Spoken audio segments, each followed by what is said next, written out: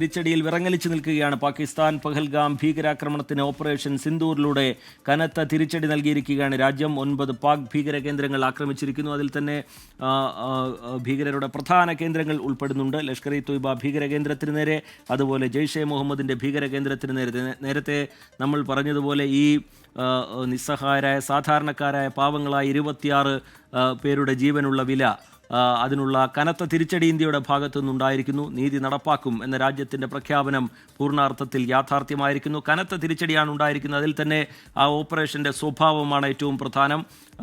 ജനവാസ മേഖലകൾക്ക് നേരെ ഒരു തരത്തിലുള്ള ആക്രമണവും ഇന്ത്യയുടെ ഭാഗത്തു നിന്നുണ്ടായില്ല. പാക് സൈനിക കേന്ദ്രങ്ങൾക്ക് നേരെ ആക്രമണം നടത്തിയില്ല. പകരം ഭീകരരുടെ കേന്ദ്രങ്ങൾ ലക്ഷ്യമിട്ട് അത് കൃത്യമായി ആസൂത്രണം ചെയ്ത് ഓപ്പറേഷൻ സിന്ധൂറിലൂടെ നീതി നടപ്പാക്കിയിരിക്കുകയാണ് ഇന്ത്യ. ഇതിനിടയിലും അതിർത്തിയിൽ പാക് പ്രകോപനങ്ങൾ ഉണ്ടാകുന്നുണ്ട്. അതിശക്തമായി തിരിച്ചടിക്കുന്നുണ്ട് രാജ്യം.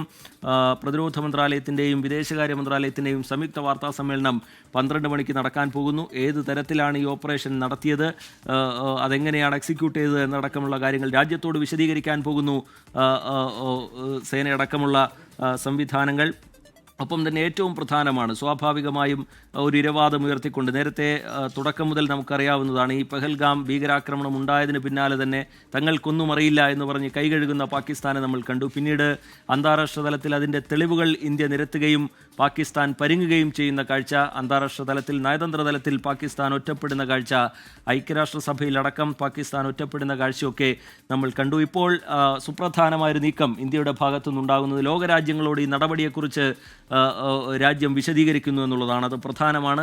കാരണം മറ്റൊരു നെറേറ്റീവ് ആക്രമണത്തിന് പാകിസ്ഥാൻ നൽകാനുള്ള സാധ്യതയുണ്ട്. അത് മുന്നിൽ കണ്ടുകൊണ്ട് അമേരിക്കയുമായും UK-യുമായും സൗദി അറേബ്യയുമായും UAE-യുമായും റഷ്യയുമായും അവരുടെ പ്രതിനിധികളുമായി ഇപ്പോൾ ഇന്ത്യ സംസാരിച്ചിരിക്കുന്നു. പാകിസ്ഥാനെതിരെ സ്വീകരിച്ച നടപടി അവരോട്, ആ രാജ്യങ്ങളോട് വിശദീകരിക്കുന്നത് കൃത്യമായി ഇതാണ്: ഭീകര കേന്ദ്രങ്ങളിലാണ് ആക്രമണം നടത്തിയിരിക്കുന്നത്, ജനവാസ മേഖലകളെ ലക്ഷ്യമിട്ടിട്ടില്ല എന്നുള്ള കാര്യമാണ് ഇന്ത്യ വിശദീകരിച്ചുകൊണ്ടിരിക്കുന്നത്. വിജയകുമാർ കൂടി ന്യൂസ് ഡെസ്കിൽ നിന്ന് വിവരങ്ങളുമായി ചേരുന്നുണ്ട്. വിജയകുമാർ, പുതിയ വിവരങ്ങൾ ലഭ്യമാകുന്നുണ്ടോ ഇന്ത്യയുടെ കനത്ത തിരിച്ചടി?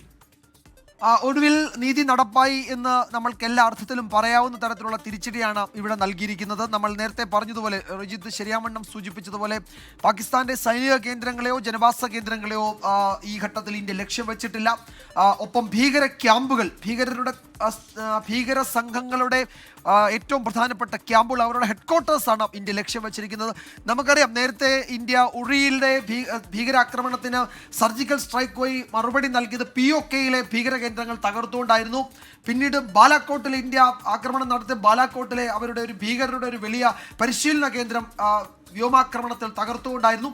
സമാനമായ നീക്കം ഇന്ത്യ ലക്ഷ്യം വെക്കുന്നത് പാകിസ്ഥാൻ എന്ന രാജ്യത്തെയോ അവിടുത്തെ നിരപരാധികളായ ജനങ്ങളെയോ അല്ല, അവരുടെ ഏതെങ്കിലും തരത്തിലുള്ള മിലിറ്ററി ടാർഗറ്റുകളെയോ അല്ല. പകരം പാകിസ്ഥാൻ ഊട്ടി വളർത്തുന്ന ഭീകര സംഘങ്ങളുടെ ആസ്ഥാനങ്ങളെ, അവരുടെ താവളങ്ങളെ, അവരുടെ ക്യാമ്പുകളെ ആണ് എന്ന് ഒരിക്കൽ കൂടി ഇന്ത്യ വ്യക്തമാക്കിയിരിക്കുകയാണ്.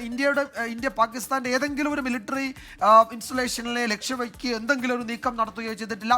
അവിടുത്തെ ജനവാസ കേന്ദ്രങ്ങളെ ലക്ഷ്യം വെച്ചിട്ടില്ല. പകരം ഭീകരരുടെ താവളങ്ങൾ ആക്രമിക്കുക എന്നാണ്. ഇപ്പോൾ ലോകത്തെ മുഴുവൻ രാജ്യങ്ങളും പറയുന്നുണ്ട് ഇന്ത്യക്ക് സ്വയം പ്രതിരോധത്തിനുള്ള അവകാശമുണ്ട് എന്നത്. ഇന്ത്യ സ്വയം പ്രതിരോധത്തിനുള്ള അവകാശം ഉപയോഗിക്കുന്നത് പാകിസ്ഥാന്റെ പിന്തുണയോടെ പാകിസ്ഥാൻ പ്രോത്സാഹിപ്പിക്കുന്ന ഭീകര താവളങ്ങളാണ് അതിർത്തിക്കപ്പുറത്തു നിന്ന് ഇന്ത്യക്ക് എക്കാലവും ഭീഷണിയായി നിലനിൽക്കുന്നത്.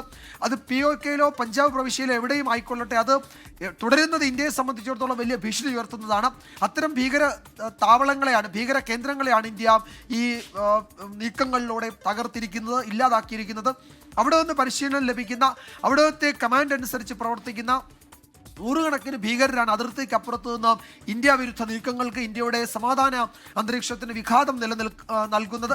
അവർക്കെതിരെയുള്ള അതിശക്തമായ തിരിച്ചടിയാണ് ഈ രാത്രി വൈകി ഇന്ത്യൻ സേന നടപ്പാക്കിയിരിക്കുന്നത്. അതിൻ്റെ വിശദാംശങ്ങൾ വരാനിരിക്കുന്നതേ ഉള്ളൂ. പക്ഷേ അതീവ ജാഗ്രതയാണ് രാജ്യമെമ്പാടും. ഇന്ന് വൈകിട്ട് നമ്മൾ നടത്താൻ പോകുന്ന മോക്ക് ഡ്രിൽ, അത് കേവലം ഒരു മോക്ക് ഡ്രിൽ എന്നതിനപ്പുറത്തേക്ക് വളരെ കാലികമായി വളരെ പ്രസക്തിയുള്ളതാണ് എന്നുകൂടി തെളിയുന്നുണ്ട് ഈ നടപടിയോടുകൂടി. അതിൻ്റെയൊക്കെ പശ്ചാത്തലത്തിൽ തന്നെയാണ് ഈ ദിവസം അതിനായി തെരഞ്ഞെടുത്തിരിക്കുന്നത്. നമുക്കറിയാം, ഇത്രയും ദിവസം രഹസ്യാന്വേഷണ വിഭാഗങ്ങൾ നൽകുന്ന വിവരങ്ങൾക്ക് വേണ്ടി കൂടി സേനാ വിഭാഗങ്ങൾ കാത്തിരിക്കുകയാണ്. കഴിഞ്ഞ ഒരാഴ്ചയായി സേനാ വിഭാഗങ്ങൾക്ക് തിരിച്ചടിക്ക് ഉള്ള അനുമതി ഇന്ത്യയുടെ രാഷ്ട്രീയ നേതൃത്വം നൽകിയിട്ട് സ്ഥലവും സാഹചര്യവും തീരുമാനിച്ച് ആക്രമിക്കുക എന്നതാണ്, അല്ലെങ്കിൽ മറുപടി നൽകുക എന്നതായിരുന്നു ഇന്ത്യൻ സേനയോട് ഇന്ത്യയുടെ പൊളിറ്റിക്കൽ ലീഡർഷിപ്പ് പറഞ്ഞത്. സർവകക്ഷി യോഗത്തിൽ ഇതൊക്കെ സംബന്ധിച്ച് സൂചനകൾ നൽകി.